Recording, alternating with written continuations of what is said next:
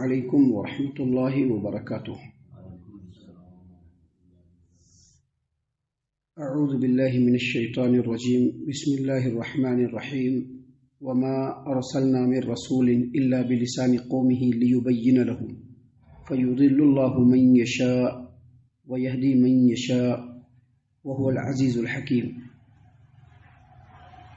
اور ہم نے ہر رسول کو اس کی قوم کی زبان بولنے والا بنا کر بھیجا تاکہ ان کے لیے کھول کھول کر کے وضاحت کے ساتھ باتوں کو بیان کر دے۔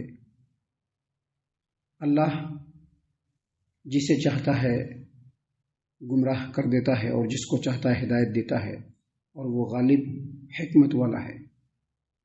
محترم سامعین کرام، سورہ ابراہیم سورہ نمبر 14 اور اسی صورت سے بھی آپ کے سامنے آیت نمبر 4 تلاوت کی گئی۔ بفضل اللہ، بعون اللہ، بتوفیق اللہ، آیت کریمہ کا ترجمہ بھی آپ کی خدمت میں پیش کیا گیا۔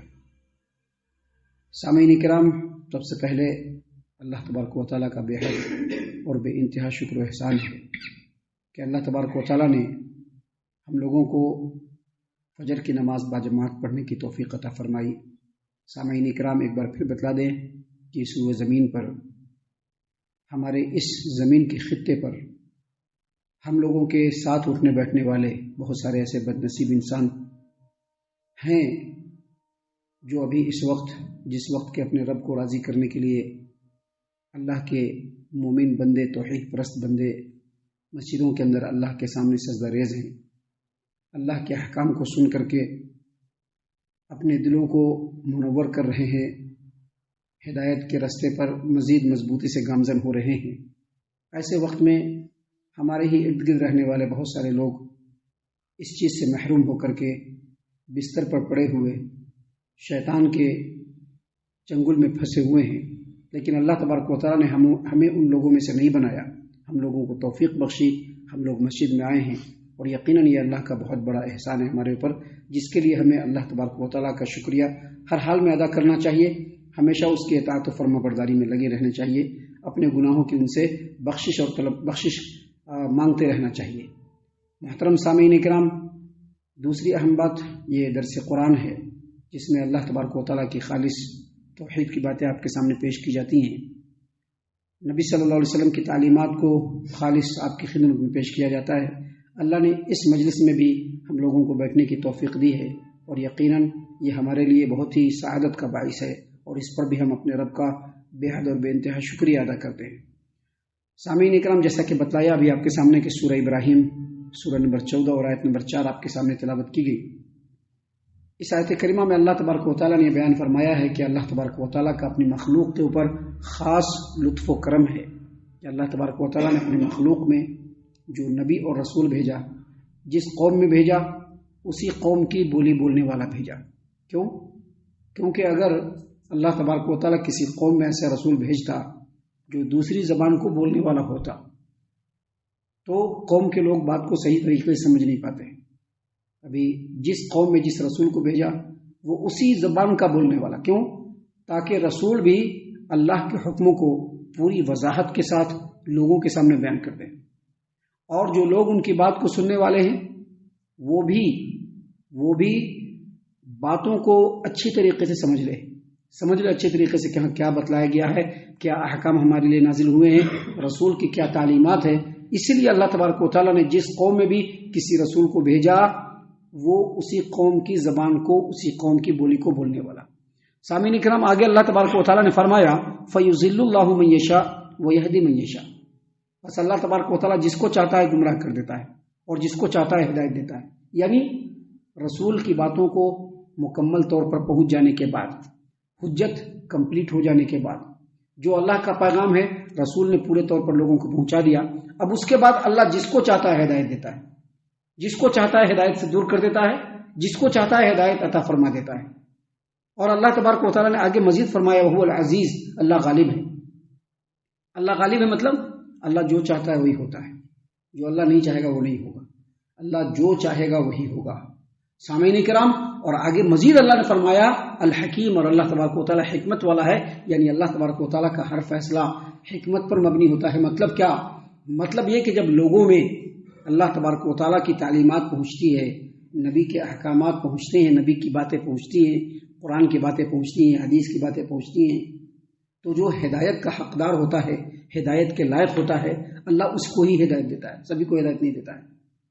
ابھی جو باتیں آپ کے سامنے آئی، ہو سکتا ہے کسی کے دل میں ڈاؤٹ ہو کہ اللہ جس کو چاہے گا ہدایت دے گا، جس کو چاہے گا اللہ ہدایت نہیں دے گا۔ ایسا ہرگز نہیں ہے۔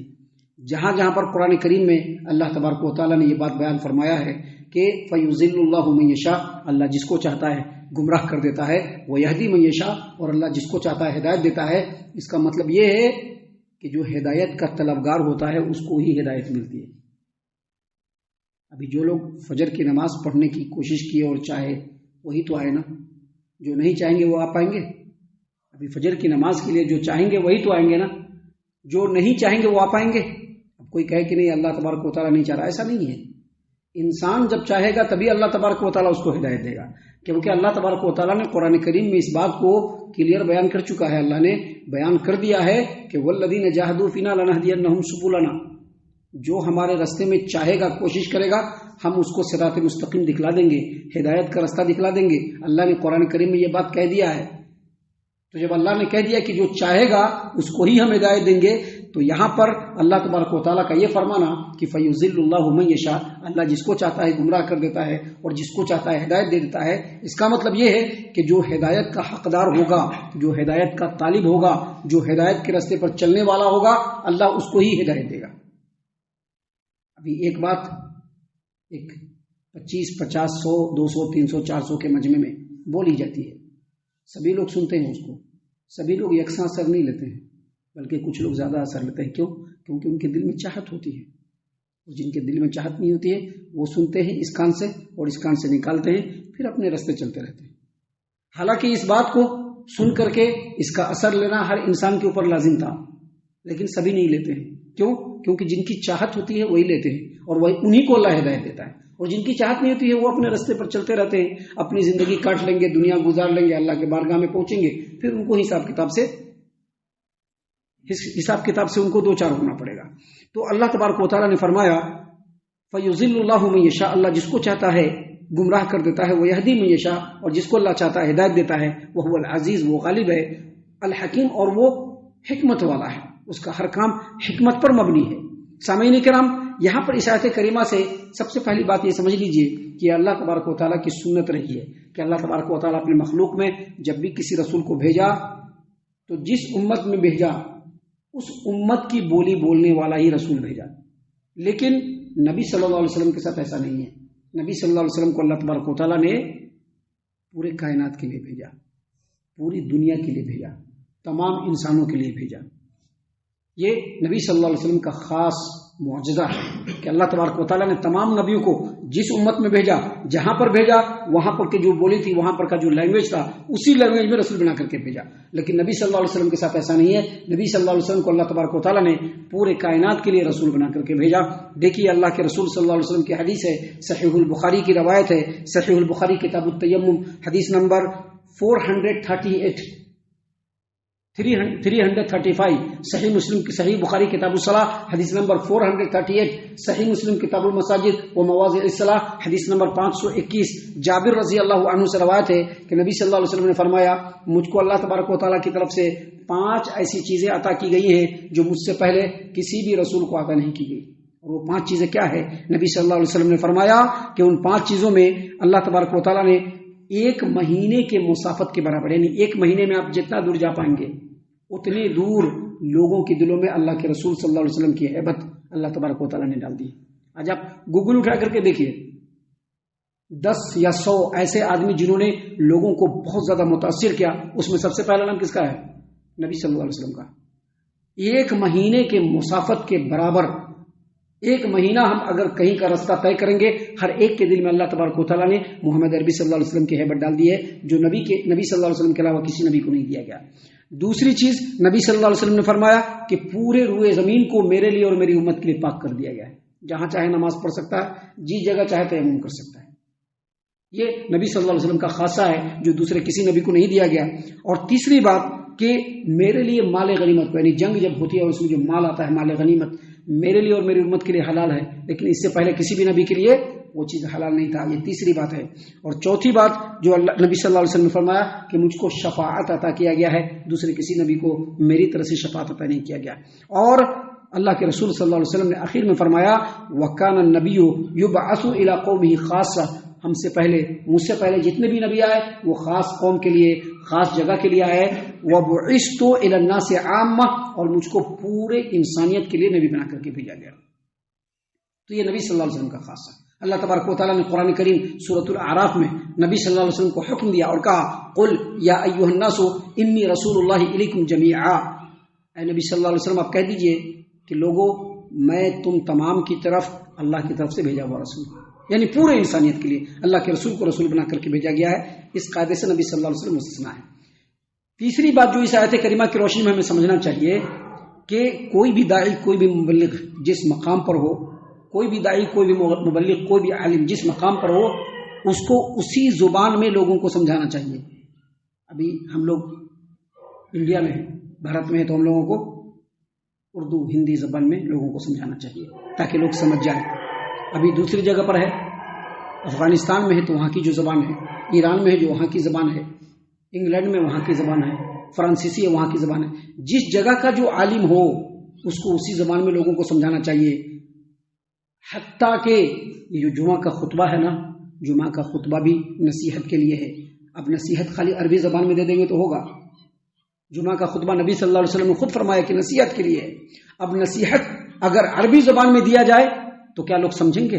اللہ تبارک و تعالیٰ نے یہاں پر فرمایا کہ ہم نے جس رسول کو جس مقام پر بھیجا, جس قوم میں بھیجا, قوم کی جو زبان اور بولی تھی اسی بولی والا, اسی زبان والا بنا کر کے بھیجا تاکہ لوگوں کے سامنے کھول کھول کر کے بیان کر دے.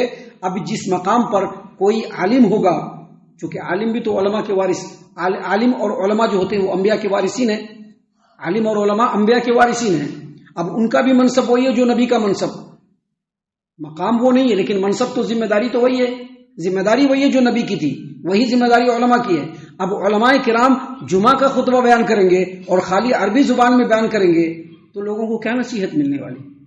لہٰذا اس آیت کریمہ کی روشنی میں اہل علم نے کہا ہے کہ جمعہ کا خطبہ جس مقام پہ عالم دین ہو, خطیب صاحب ہو, داعی ہو, اسی مقام کے لوگوں کی زبان میں جمعہ کا خطبہ دے.